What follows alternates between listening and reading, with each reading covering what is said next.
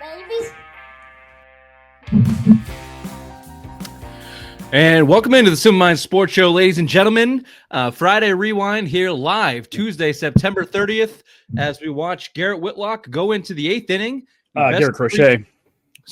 Whitlock. I'm staring at Whitlock warming up. That's my brain, Simple Minds, not doing the right thing. Garrett Crochet is still pitching into the eighth inning here. Red Sox, Yankees, game one, best of three in the Bronx. So we're here to talk about good teams beating bad teams, and hopefully we see another win in New York tonight. But of course, I'm also referring to the New England Patriots steamrolling the Carolina Panthers on Sunday, which we want to talk about. But as always, we're going to start with some opening takes. I'll go topic here. Right to my right, camera left, I think. I don't know. Are we mirrored? Not sure. Simple Minds. We've got the Red Sox in the playoffs. Lead story out of this one. They didn't quit and they didn't blow it. That has been Alex Cora's MO. Outside of 2018, the last 3 years at least, this team has gone down looking, figuratively speaking, as an organization after failing at the deadline. And this year they didn't do so. So I'd like to talk about the reasons why, if we could, and we'll continue to update this Red Sox score if you're watching live, and we'll react if we get to the end of the game. He's cooking. Crochet's cooking. Crochet's cooking. Ray, you're delayed. So I'll let you react. I'll just react silently over here to whatever's happening. Until then, why don't you give us your opening take? Thank you there, Richard. And I'll eat crow. I thought this New England Patriots team was destined for a 1-3 start.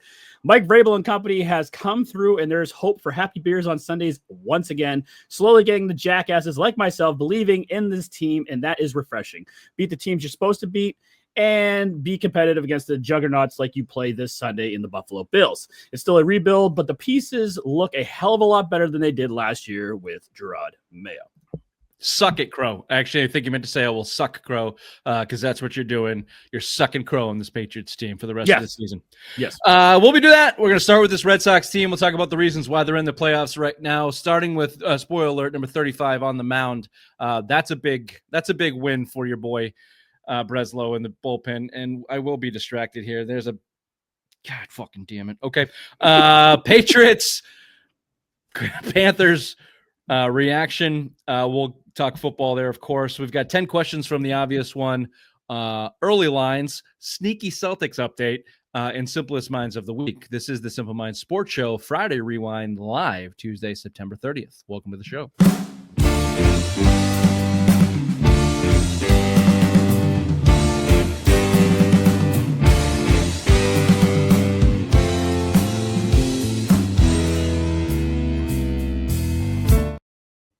Now you take him out.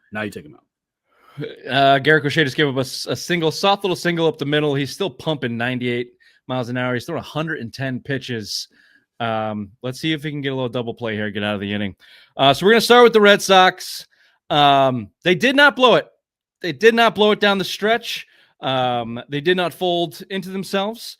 Even after Roman Anthony went down, what many are calling the savior of the season, young Roman Anthony, when he came in, seemed like the season turned around. When he went down with the oblique, it looked bad there for a minute.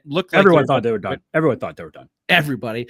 And they didn't. They got their ass out of their heads out of their asses. That's how that one goes. Yep. And, and they gutted it out to get into the playoffs here. They won their last 3 series, winning 6 of their last 9. Nice. Thank you.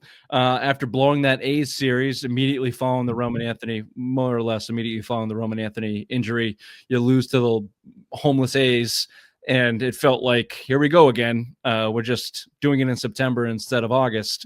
But nay, they come back. They win their last 3 series, including one against the Blue Jays, one against the Tigers. Big contribution. They're all in the playoffs, right? Just correct me if I'm wrong. Every single one of them. Nice. 3 out of the 5 AL East teams are in the playoffs. You're going to have to walk through 2 of them if you want to make noise here, starting with the Yankees tonight, which is why we're still distracted as we. Oh, don't do this. Don't do this. Don't do this to me. Don't do this. Keep going. Keep talking. Let me just give you a couple names here that came up big for them down the stretch that I've been aggravated with up to tonight. Rafaela has a flair for the dynamic. I think that's track record. Stamp him with that. He can go through stretches of suck, but he can come up with a big hit when he needs to. Very Jackie Bradley-esque. AL was it the ALCS MVP that year? Jackie Bradley. But then could hit 196 for 3 months. So Rafaela with the walk-off triple to send him to the playoffs. And Jared Duran coming up big in that Detroit series as well, both offensively and defensively. And then again tonight, they look like a bunch of jackasses. So you get that ups and downs with those guys. And then really what it comes down to, the pitching continued. You've got high-end, front-end pitching in what was your top 3 starters. We can get to that. Giolito got his money and bye-bye. And then your high-end back-end pitching. You got at least 2 guys. Whitlock and Chapman have been the best 2 closing pitchers, 1-2 closing pitchers in the league all year long, especially late into the season. Ooh, a little chin music there. Yikes. So the biggest reasons why they made it, as I gave you, better pitching. Garrett Crochet is held up. Looking at 116 pitches right now in game 1 of the wild card. Let that man pitch, baby. Let that man pitch. You know, he can't. This is his 2nd year starting, maybe really a year and a half starting. Never threw over 180 something pitches in his career. He's well over 200 now. He's the if he's not the Cy Young, he's going to come in second to Skubal, who is maybe the best pitcher in the league. Leads the league in strikeouts. He's been everything as advertised. The best move Craig Breslow may ever make. I mean, that's which sucks though, because that's what they're going to have in their ammunition now. Be like, hey, look what we did. We can do this. We can turn these guys into stars. And they kind of signed him cheap. And they kind of signed him early and cheap. They did that with Anthony too. Hey man, like, you know, we can't, if it's working, then it works. They did that with Campbell though too. So we've got mixed results here. We've got mixed results on that methodology of signing your young guys super early before you know if they're good or not. Oh, strike 3. See ya! On the paint at 100. At the knees. That was a cutter once again. That was a cutter again. No one can hit that fucking thing. Yeah, he's out. He's out. Here he comes. Ah, fuck. 7 2/3 for Garrett Crochet. The Yankee faithful are losing their goddamn minds, but that was as beautiful a pitch as you're going to see. Well done. Well done, Garrett Crochet. Worth every dollar. He's got a little smile on his face. Don't smile, you shitbag. Just walk out. Don't blow this, Whitlock. Don't blow this.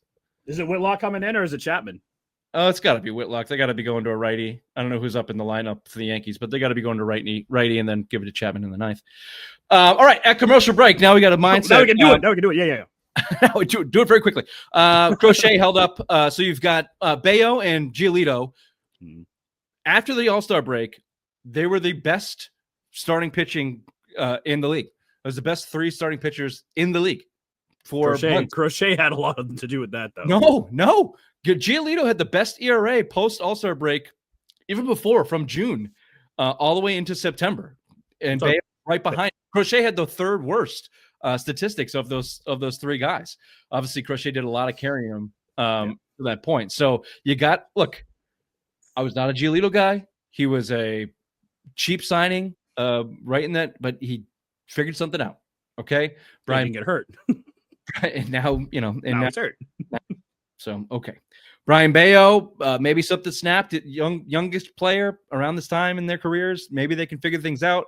Let's see what his consistency looks like in the playoffs. Can he carry it over? But those guys 100% are at the top of the list of why they got through the Alex Cora. We're gonna fold our hand here after the deadline, after another 0 deadline by the way. And then give it up for the young guys. You've got Connor Early and Peyton Tolle coming in and filling in the roles as they needed to, as young pitchers coming up to the bigs. We'll have a good shot at making it next year on this roster, right? Oh, you better believe it. Cheap hell, some experience. They've been telling us about the young kids for years. And all of a sudden, you've got a young pitching core. But Crochet is 26, 27. Bayo's still 26, I believe. Maybe Crochet is 28. Bayo's 26. Early is 23, 24. Tolle is younger than that. So, yeah, you've got some young kids. If you want to throw Houck in the mix, if he comes back. Nah. Don't give throw him in the bullpen. Sure. Don't give up on him, though. Speaking of bullpen, as we mentioned here, Whitlock, Chapman, and then throw Slaten in there of late after he came off the injured list, as lockdown as you get in the big leagues. What did Chapman give up? 1 run since fucking June? Watch out, ladies, because he's going to be on a roll this offseason. I don't want to talk right now because we're up 2-1 here. How is Chapman in? It is Chapman. Good for you. Thank you. Baseball. They're gonna ask him to go. They're gonna ask him to go 4 outs here. Yep. They might throw Whitlock in if they've got some righties coming up.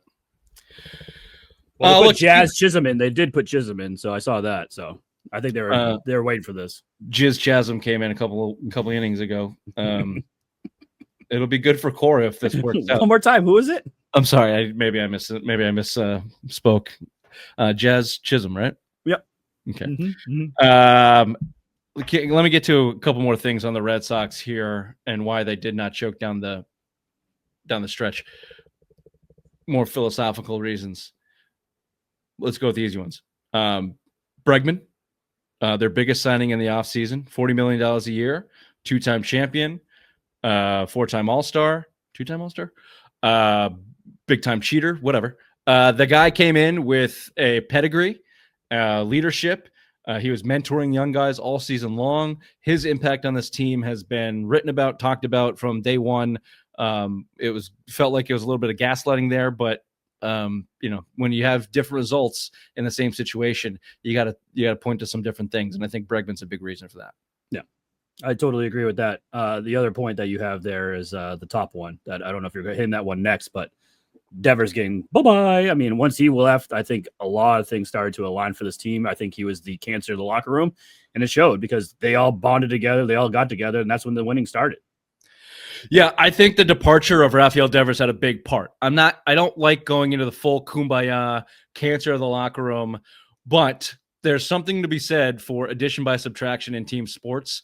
And Rafael Devers, by all accounts, like this year was the first year he acted out the way he did. And he was a massive cunt this year. No qualms about it. He was not sugarcoating it either. Yeah. No, he was a prick. No doubt. Unbelievable prick. However, like that's not really his personality as a player. That's not really his personality in his career. He's mostly been the happy-go-lucky, good clubhouse guy, good guy to have around. But when they forced him into leadership and were playing hardball with him a little bit on the position change, first base, yeah, and whatever else, obviously we're of the camp that he do what's best for the team. He didn't feel that way. He's been on a bad roster for 4 years. So culmination is you got to go. Your $300 million paycheck's got to go. And then it was almost like the team got this breath of fresh air and they were given a little bit more life. It wasn't this albatross hanging over them that was fat Rafael Devers, who played 163 out of 162 games this year. Who would have thought that? Just happened to be for one of the worst teams in baseball after he got there in the San Francisco Giants. So yeah, addition by subtraction, you get a bad attitude out. They had a winning record too, right? When you got there, the Giants were battling for the division. They had just lost 3 to the Dodgers and felt like they needed to do something, and so they traded for Rafael Devers, and then they had the worst record in baseball ever since. Huh? Weird how that happens. And then lastly, here I'll give. That was an. They call it. What is that? A balk? What's going on here? They're calling that a balk. We got the tying run on scoring position, and Chapman can't throw a strike in Yankee Stadium. Well, he was watching the fucking guy on first base dance around like a fucking dweeb, and I'm like, just fucking pitch, dude. Yeah, man, you need 1 out here, Chapman. You need 1 out. And when he was throwing lefty to first base, he looked like radio throwing a football. Yeah. It's the playoffs here. It's big time. Red Sox, Yankees, Yankee Stadium. We don't have the sound on because we're doing the show, but it's rocking in that house for sure. Oh, for sure. Here, we'll cut this. Is anyone with us live? We're gonna watch this.